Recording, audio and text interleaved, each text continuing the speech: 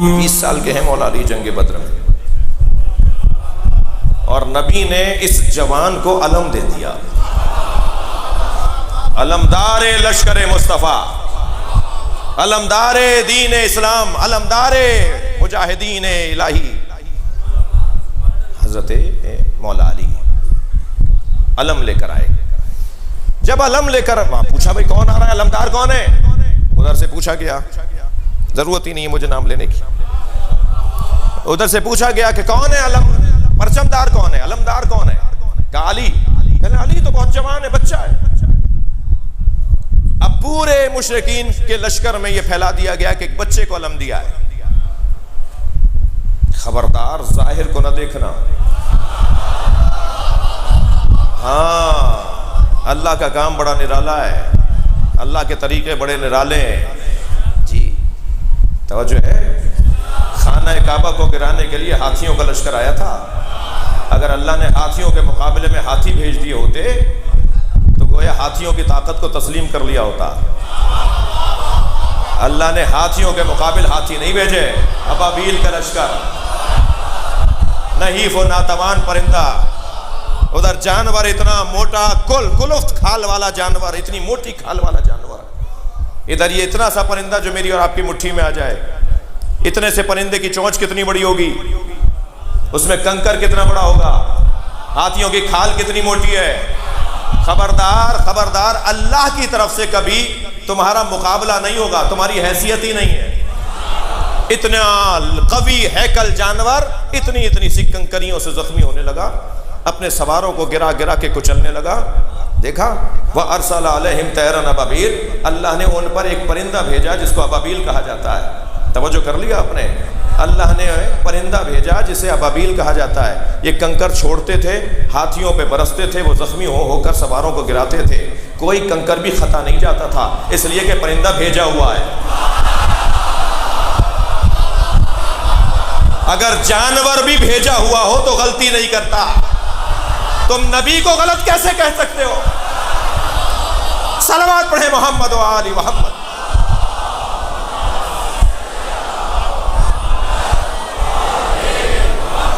बड़ा मुश्किल दौर है।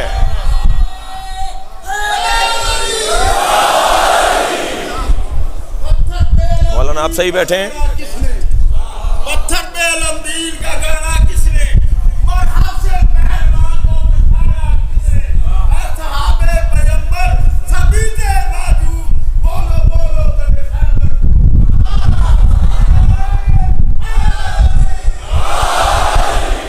समझ है, अल्लाह का काम भाई अल्लाह का है।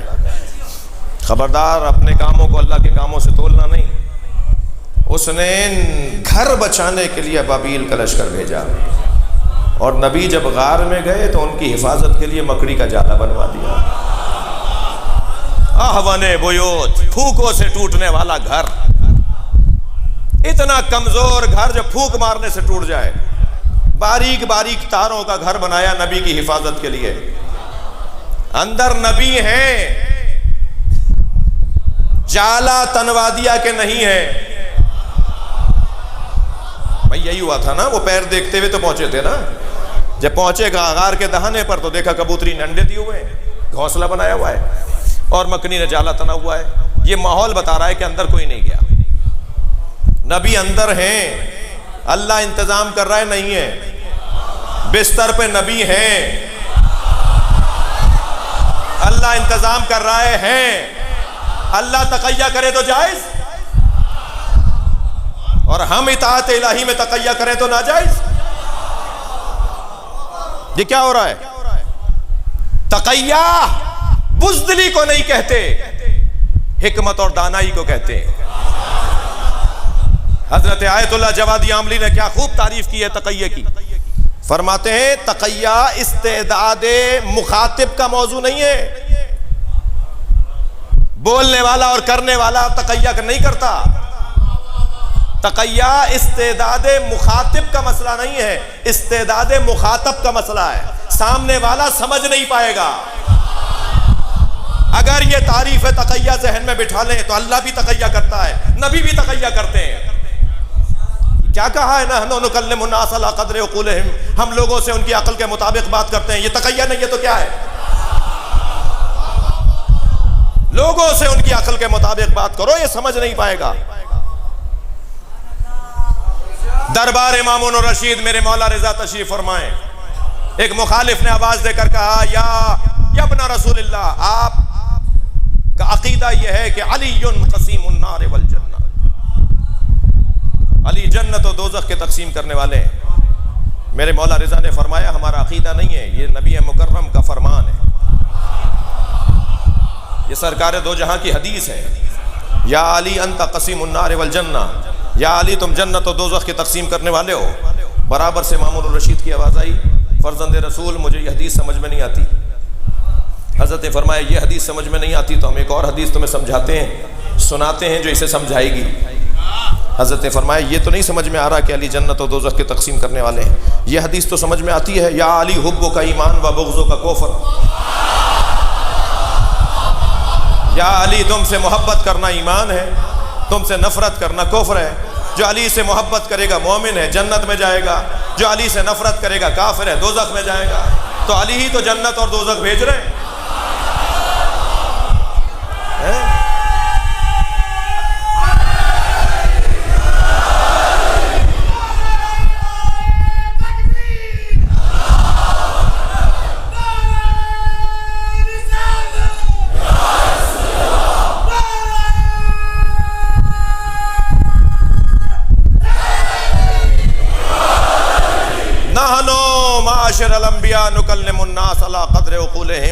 हम लोगों से उनकी अकल के मुताबिक बात करते हैं। ये क्या है? तक़य्या है जी।